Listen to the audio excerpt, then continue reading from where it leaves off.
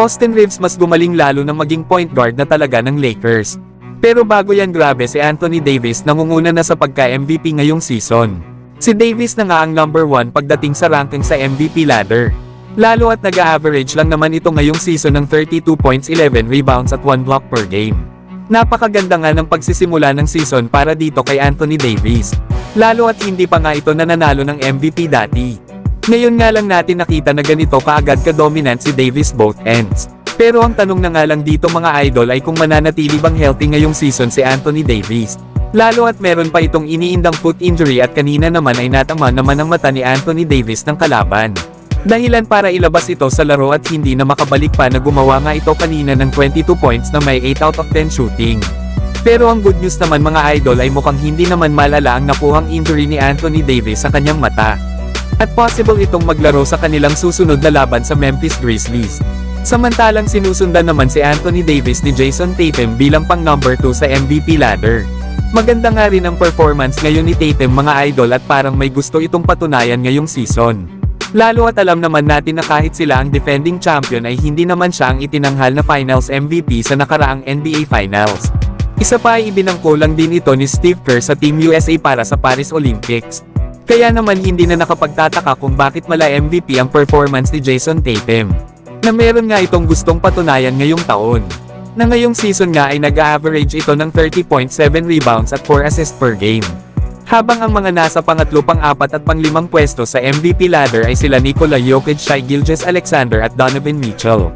Pero kayo mga idol, ano ang masasabi nyo na malaki ang chance na si Anthony Davis ang maging MVP ngayong season? Samantalang Austin Reeves unti-unti namang gumaganda ang performance simula nang maging main man sa pagiging point guard.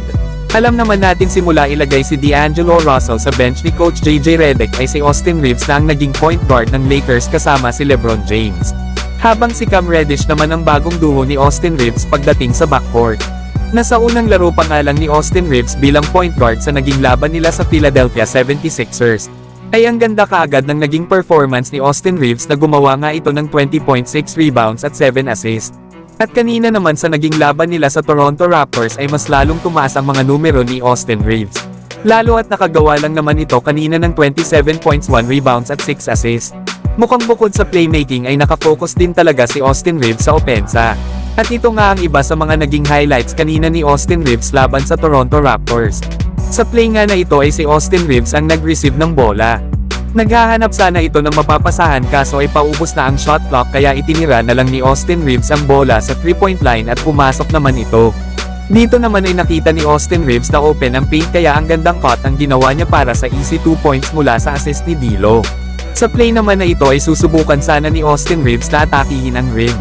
Kaso ay tatlo ang nakaabang na kalaban sa kanya kaya ipinasa niya na lang ang bola kay Cam Reddish na open sa corner.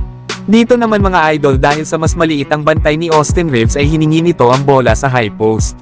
Kaya naman ay inatake na nito ang basket at nakakuha nga dito si Austin Reeves ng end one play.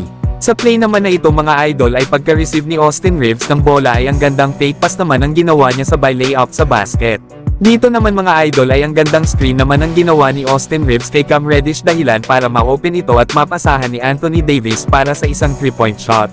At sa play naman na ito mga idol ay dito na nagsigawan ang mga Lakers fans. Dahil sa ganda ng behind the back pass nito kay Cam Reddish para sa isang slam dunk. Down by 5, they trail by as many as 10. Their biggest lead was 1. Spin! Reeves! Yan nga mga idol ang ilan sa mga naging highlights ni Austin Reeves sa naging laban nila sa Toronto Raptors. Pero kayo mga idol ano ang masasabi nyo sa mas gumagandang performance ni Austin Reeves simula nang maging point guard na ito ng Lakers?